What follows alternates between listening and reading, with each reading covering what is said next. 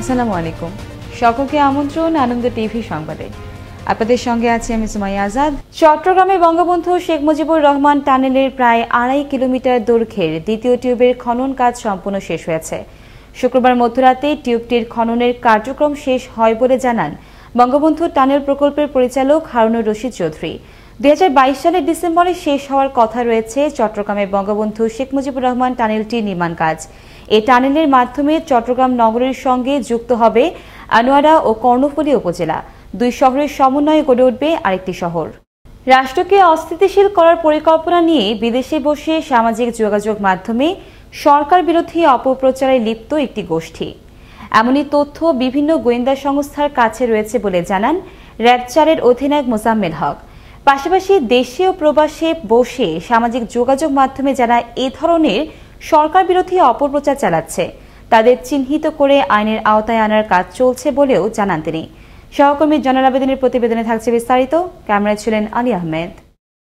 Social মিডিয়াকে ব্যবহার করে বিদেশে বসে সরকারের বিরুদ্ধে অপপ্রচার চালাচ্ছে কিছু কুচক্রী মহল।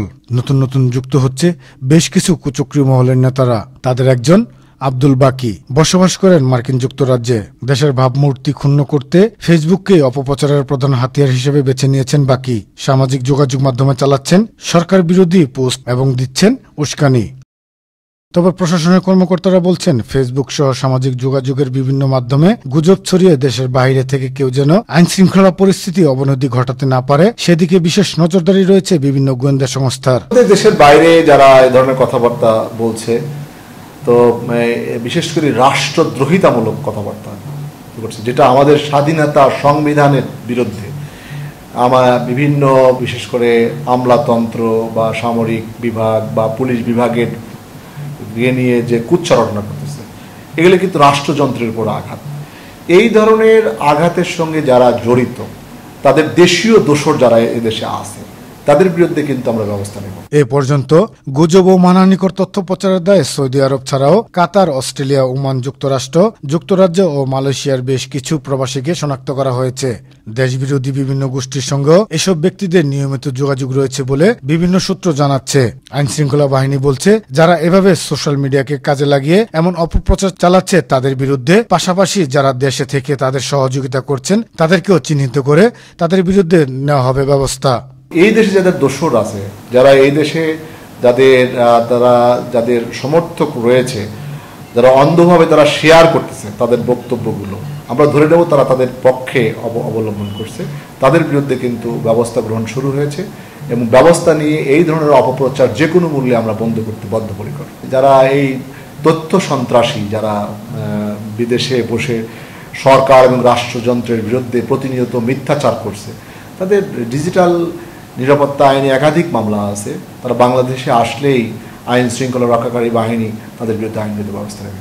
গুজব প্রতিরোধে সিআইডি ছাড়াও পুলিশ সদর দপ্তরের social media monitoring and cyber crime prevention committee এবং কাউন্টার টেররিজম অ্যান্ড ট্রান্সন্যাশনাল ক্রাইমের সাইবার অপরাধ দমন বিভাগ কাজ করছে। পুলিশ সদর দপ্তর সূত্র জানায় দেশ ও বিদেশ থেকে ফেসবুক, ইউটিউবে কি প্রচার করা হচ্ছে তা নজর রাখছেন সারা দেশের পুলিশের সব শাখার কর্মকর্তারা। জয়নাল আবেদিন, আনন্দ টিভি, ঢাকা। আবার দেশের খবর। 17 বছর পেরিয়ে 18 বছরে পদার্পণ করল দেশের প্রথম multiplex cinema hall Star Cineplex. এ উপলক্ষে বৃহস্পতিবার সন্ধ্যায় মিরপুরের স্টার সিনেপ্লেক্সের নতুন শাখা জাঁকজমকপূর্ণভাবে উদ্বোধন করেন তথ্য সম্প্রচার প্রতিমন্ত্রী ডক্টর মোহাম্মদ মুরাদ হাসান। এ সময় উপস্থিত ছিলেন সংসদ সদস্য বীর মুক্তিযোদ্ধা আগা খান মিন্টু এবং সংসদ সদস্য ইলিয়াস উদ্দিন মোল্লা সহ সরকারের উচ্চ পর্যায়ের ব্যক্তিবর্গ।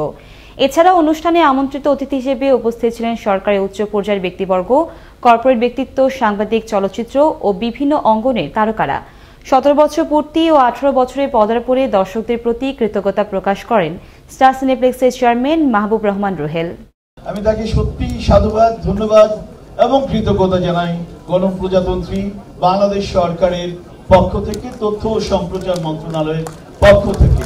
তার এই অগ্রযাত্রা অব্যাহত থাকবে। প্রধানমন্ত্রীর নির্দেশনায় তৃণমূল পর্যায়ে দলকে সুসংগঠিত করতে গেল রাতে অনুষ্ঠিত হল নোয়াখালীর হাতিয়ার পৌর এলাকার বিভিন্ন ওয়ার্ড যুবলীগের ত্রিবার্ষিক সম্মেলন। উপজেলার চৌমোহনী বাজারে অনুষ্ঠিত সম্মেলনে প্রধান অতিথি হিসেবে উপস্থিত ছিলেন উপজেলার ভাইস চেয়ারম্যান কিয়াফাত উল্লাহ সহ স্থানীয় নেতৃবৃন্দ। প্রজনন মৌসুমে মা ইলিশ রক্ষায় পটুয়াখালী সদরের পায়রা নদীতে যৌথ অভিযান পরিচালনা করে জেলা মৎস্য বিভাগ ও নৌ পুলিশ। গেল রাত থেকে শুক্রবার সকাল পর্যন্ত চলা অভিযানে জব্দ করা হয় 50,000 মিটার কারেন্ট জাল ও চরগড়া জাল। পরে জব্দ হওয়া জালগুলো জনসম্মুখে পুড়িয়ে ধ্বংস করে দেওয়া হয়। দেখছেন আনন্দ টিভি সংবাদ, সঙ্গে আছি সুমাইয়া আজাদ। প্রতিদিন ডিম খাই, রোগ প্রতিরোধ ক্ষমতা বাড়াই, এই প্রতিপাদ্যকে সামনে রেখে চুয়াডাঙ্গায় নানা আয়োজনের মধ্য দিয়ে পালিত হল বিশ্ব ডিম দিবস। দিবসটি উপলক্ষে শুক্রবার সকালে জেলা শহরে একটি বর্ণাঢ্য শোভাযাত্রা বের হয়ে শহরের প্রধান সড়ক প্রদক্ষিণ করে জেলা প্রশাসকের কার্যালয়ে গিয়ে শেষ হয়। পরে জেলা প্রশাসকের সম্মেলন কক্ষে আয়োজিত এক আলোচনা সভায় প্রাণী সম্পদ কর্মকর্তা AHM শামীমুজ্জামানের সভাপতিত্বে এতে প্রধান অতিথি হিসেবে উপস্থিত ছিলেন অতিরিক্ত জেলা প্রশাসক শারমিন আক্তার। শারদীয় দুর্গাপূজা উপলক্ষে ঢাকার কেরানীগঞ্জের পূজা কমিটির নেতৃবৃন্দের মাঝে প্রধানমন্ত্রীর দেওয়া শুভেচ্ছা উপহারের 20 লাখ টাকা প্রদান করল উপজেলা পরিষদ। শুক্রবার সকালে উপজেলা মিলনায়তনে এক অনুষ্ঠানের মাধ্যমে এই শুভেচ্ছা উপহার প্রদান করা হয়। উপজেলা নির্বাহী কর্মকর্তা মেহেদী হাসানের সভাপতিত্বে অনুষ্ঠানে প্রধান অতিথি হিসেবে উপস্থিত ছিলেন ঢাকা 2 আসনের সংসদ সদস্য কামরুল ইসলাম। সনাতন ধর্মাবলম্বীদের সবচেয়ে বড় উৎসব দুর্গাপূজা। দুর্গাপূজাকে সামনে রেখে ঢাকার সাভারের কুন্ডা মধ্য দাসপাড়া পঞ্চায়েত পূজা কমিটি ঠাকুরগুলোকে সাজানো হয়েছে বাহারি রকমের পোশাক, গহনা ও রঙের ছোঁয়ায়। এখন অপেক্ষা শুধু দুর্গা দেবীকে বরণ করে নেয়ার। গেল 2 বছর করোনা মহামারী থাকায় পূজা উৎসব না করতে পেরে আক্ষেপের কথা জানান ভক্তরা। আমাদের ঠাকুর রং শেষ, এখন পূজার জন্য প্রস্তুতি নিচ্ছি। উৎসবের আমেজ আস্তে আস্তে আসতেছে এবং কয়েকদিন পরে আমাদের দুর্গা উৎসব, শারদীয় দুর্গা উৎসব আরম্ভ হবে। অনুষ্ঠান চলাকালীন সময় আমাদের গেটে দ্বার প্রান্তে মাস্ক, স্যানিটারি সর্বাধিক ব্যবস্থা থাকবে। মা আমাদের কাছে এসেছে, মা জানি আমাদের কাছে এইভাবে থাকে। আর মার কাছে আমাদের একটাই দাবি, এবারে যে করোনা একটু শান্ত হয়েছে, মা যেন আর আমাদেরকে এই করোনার প্রভাব। সাপ্তাহিক ছুটির দিন হওয়ায় শুক্রবার সকাল থেকে মানিকগঞ্জের পাটুরিয়া ও আরিচাঘাট এলাকায় ছিল যানবাহনের অতিরিক্ত চাপ। ঘাটে ছোট বড় পরিবহন ও পণ্য বোঝাই ট্রাক সহ পারাপারে অপেক্ষায় থাকে 8 শতাধিক যানবাহন। তবে অগ্রাধিকার ভিত্তিতে যাত্রীবাহী পরিবহন পারাপার করা হলেও ভোগান্তিতে পড়েন ট্রাকের চালক ও সহযোগীরা। এদিকে বর্তমানে এই নৌরুটে 16টি ফেরি সচল রয়েছে বলে জানায় BIWTC কর্তৃপক্ষ। বৃহস্পতিবার সন্ধ্যায় চুয়াডাঙ্গার আলমডাঙ্গার বেলগাছি মালিথাপাড়ায় ট্রাকের ধাক্কায় মৃত্যু হল আহসান বিশ্বাস নামের এক বৃদ্ধের। খবর পেয়ে ঘটনাস্থল থেকে নিহতের মরদেহ উদ্ধার করে হাসপাতালে মর্গে পাঠায় ফায়ার সার্ভিস কর্মীরা। এই ঘটনায় ঘাতক ট্রাক সহ আটক করা হয় ট্রাকের চালক ও হেলপারকে। বিষয়টি নিশ্চিত করেন আলমডাঙ্গা থানার ভারপ্রাপ্ত কর্মকর্তা সাইফুল ইসলাম। মৌসুমের পরিবর্তনে সরবরাহ কমে যাওয়ায় রাজধানীর কাঁচা বাজারগুলোতে বেড়েছে সকল প্রকার শাকসবজির দাম। কাঁচামরিচ কেজি প্রতি বিক্রি হচ্ছে 150 টাকায়। ডিমের দাম কিছুটা কমলেও বৃদ্ধি পেয়েছে মুরগি মাংসের দাম। মুসামিয়ার প্রতিবেদনে থাকছে বিস্তারিত। ক্যামেরায় ছিলেন আলী আহমেদ। রাজধানীর বাজারগুলোতে শাকসবজির দাম ঊর্ধ্বগতি। মৌসুমি সবজি বাজারে সরবরাহ পর্যাপ্ত না থাকায় টমেটো, কাঁচামরিচ সহ অনেক সবজির দাম বৃদ্ধি রয়েছে। সপ্তাহের ব্যবধানে পেঁয়াজের দাম কেজি প্রতি বেড়েছে 30 থেকে 40 টাকায়। এদিকে আলু, রসুন ও আদার দাম স্বাভাবিক থাকলেও বৃদ্ধি পেয়েছে তেল, ডাল, চিনি ও আটার দাম। তো এক সপ্তাহ যাবত সবজির দাম অনেকটা বাড়তি আছে এবং সামনেতে আরো বাড়তি যাবে মাসখানিকের মতন। আমরা বাজার করতে এসে আসলে নিজেদেরই অনেক কষ্ট, কোনো কিছু নিজেদের আয়ত্তের মধ্যে পাচ্ছি না। সরকারিভাবে ইলিশ মাছ ধরা বন্ধ থাকায় ইলিশ সহ সকল প্রকার মাছের দাম বৃদ্ধি পেয়েছে। গরু ও খাসির মাংসের দাম স্বাভাবিক রয়েছে। ডিমের দাম কমলেও মুরগির সরবরাহ কমে যাওয়ায় বৃদ্ধি পেয়েছে মুরগির মাংসের দাম। মুরগির মাংস প্রতি কেজি বিক্রি হচ্ছে 170 থেকে 175 টাকায়। এত মুরগির দাম বাড়ার কারণ হলো আপনার খামারে কোনো মাল পাওয়া যায় না, এমনকি কোনো বাচ্চা ফুটাইতেছে না, এই কারণে একটু দামটা একটু বাড়তি।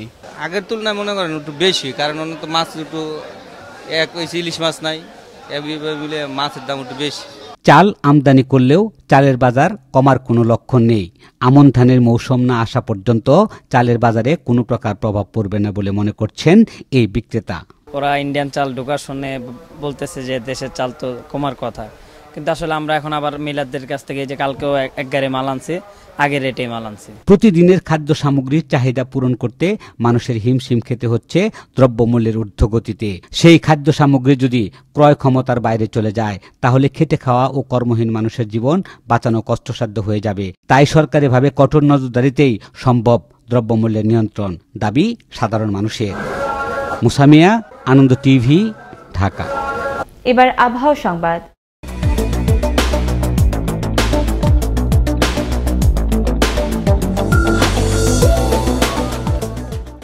শুক্রবার সকাল 9টা থেকে পরবর্তী 24 ঘন্টার আবহাওয়ার পূর্বাভাসে বলা হয়েছে দেশের কোথাও কোথাও হালকা থেকে মাঝারি ধরনের বৃষ্টি হতে পারে। পরবর্তী 3 দিনে রাজশাহী, রংপুর, ঢাকা, চট্টগ্রাম, ময়মনসিংহ, খুলনা, বরিশাল ও সিলেট বিভাগের 2-1 জায়গায় অস্থায়ীভাবে দমকা হাওয়া সহ হালকা থেকে মাঝারি ধরনের বৃষ্টি অথবা বজ্রসহ বৃষ্টি হতে পারে বলেও জানানো হয় আবহাওয়ার পূর্বাভাসে। এই ছিল এখনকার মতো। আনন্দ টিভির সংবাদ দেখুন প্রতিদিন বিকেল 5টা 30 এবং রাত 9টা 30 মিনিটে। আনন্দ টিভির সঙ্গে থাকার জন্য সকলকে ধন্যবাদ।